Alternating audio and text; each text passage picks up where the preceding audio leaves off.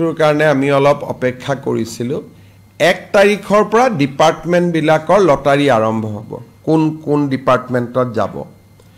in the mean time প্ৰাথমিক শিক্ষকৰ result এটা দিব বাকি আছে গতিকে অক্টোবৰৰ ভিতৰত প্ৰাথমিক শিক্ষকৰ 5000 পোষ্টৰ ৰিজাল্টটো হ'ব গতিকে মই ভাবো যে নৱেম্বৰ মাহত আমি নিযুক্তি বিলাক দিব পাৰিম গতিকে ইয়াত নিযুক্তি 2-3টা প্ৰক্ৰিয়া আছে প্ৰথম এডিআৰই ৰিজাল্টটোক আমি ডিপাৰ্টমেন্টক দিব লাগিব ডিপাৰ্টমেন্টে আকৌ পোষ্ট চাই পোষ্টিং অৰ্ডাৰ বনাব লাগিব গতিকে প্ৰায় 15 দিন আমাক সময় লাগে এইকেইটা দিন অসমৰ পৰিবেশৰ কাৰণে কোনেও অফিসত কাম কৰিব পৰা নাছিল সবৰে এটাই টপিক চলি আছিল হেতু কাৰণে আজি কালিৰ পৰা আমি কামত হাত দিম অসমৰ মুখ্যমন্ত্ৰী তথা dynamic chief minister of Assam একেথৰ ফালৰ পৰা এটা আপডেট আহিলে এই কেইদিন অৰ্থাৎ অক্টোবৰ মাহৰ ভিতৰত 5550 টাৰ ফাইনেল ৰিজাল্ট দিব এতিয়া কথাটো হল যে সেকেন্ড মেৰিট লিষ্ট আউট কৰিব নে নকৰে সো তাৰ কাৰণে মই আগতেও আপোনালোকক কৈছিল যেতিয়া আমাক 11 তাৰিখৰ পৰা 14 তাৰিখৰ অক্টোবৰৰ ভিতৰত যেতিয়া আমাক ডকুমেন্টস সাবমিট কৰিব দিছিল তাতে বিকৈ বেটাৰমেন্টৰ কথাটো আৰু আইআৰ সেকেন্ডাৰী হেণ্ডমিট কাৰ্ড সাবমিট কৰিব দিয়া হৈছিল আৰু তাতে এটা ইম্পৰ্টেন্ট বস্তু বিচাৰিছিল আপোনালোকে নিশ্চয় মনত পৰিছে এইটো আছিল আধাৰ কাৰ্ড সো যদি আধাৰ কাৰ্ড নাম্বাৰ আপোনালোকক দিব দিয়া হৈছে যেতিয়া একেদকলে তাত চাব যে সোৱাৰ পিছত একেদকলে গম পাব যে সেই ক্যান্ডিডেট জনে মাল্টি পোষ্টত সিলেক্ট হৈ আছে সো একেদক ৰেন্ডমলি ৰিমুভ কৰাবৰ কাৰণে বা পোষ্টৰ পৰা প্ৰত্যাহাৰ কৰিবৰ কাৰণে এই সিস্টেমটো মেইনলি কৰা হৈছিল সো তাৰ পৰা আমি স্পষ্টভাৱে আমি বুজিব পাৰো যে সেকেন্ড মেৰিট লিষ্টৰ কথাটো ইয়াতে নাহে কাৰণ গুটেই সিস্টেমটো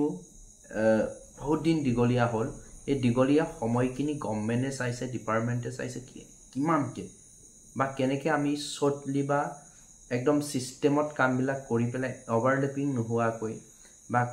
সেকেন্ড মেৰিট লিষ্ট নিদিয়াকৈ কেনেকৈ আমি ডাইৰেক্ট ফাইনেল মেৰিট লিষ্ট উলাব পাৰে তাৰ কাৰণে এই সিস্টেমটো কৰা হৈছিল এতিয়া বহুতৰ প্ৰশ্ন হ'ব তেতিয়ালে গ্ৰেজুৱেট টিচাৰ আৰু পোষ্ট গ্ৰেজুৱেট টিচাৰ সকলৰ কি হ'ব একেদকলে যেটো হিদ্ৰ কৰিছে একেদকলৰ ঠাইত আৰু বহুত নতুন পাৰ্টিৰ নাম অন্তৰ্ভুক্ত হ'ব এটোৱে গুড নিউজটো বিহেককে যে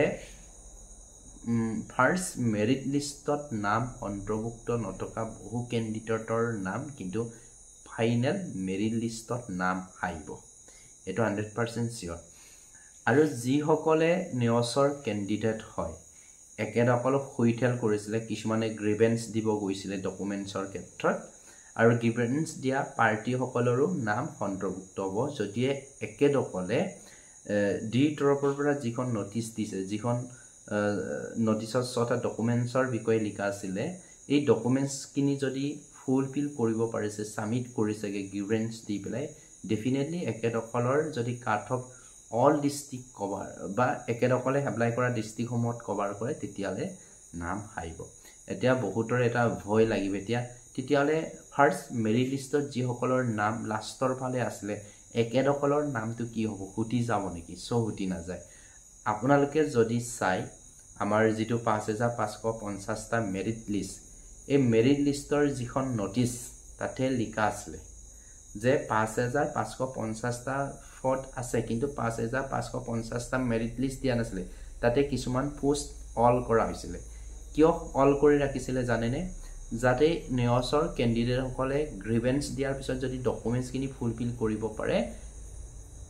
তেনে ক্যান্ডিডেটৰ কাৰণে এই কেইটা পোষ্ট অল কৰি ৰখা হৈছে সিম্পল কথা সো চিন্তা কৰিব নালাগে যি সকলৰ ফাৰ্স্ট মেৰিট লিষ্টৰ নাম আহিছিল ডেফিনেটলি আহিব আৰু গ্ৰিভেন্স দিয়া বহু ক্যান্ডিডেটৰ নাম অন্তৰ্ভুক্ত হ'ব আৰু আপোনালোকৰ এপইন্টমেন্টটো নৱেম্বৰ মাহত হ'ব আৰু যেহেতু তোমাৰ মুখ্যমন্ত্ৰী মহোদয়ে কৈছে যে অক্টোবৰ মাহৰ ভিতৰতে গুটেইখিনি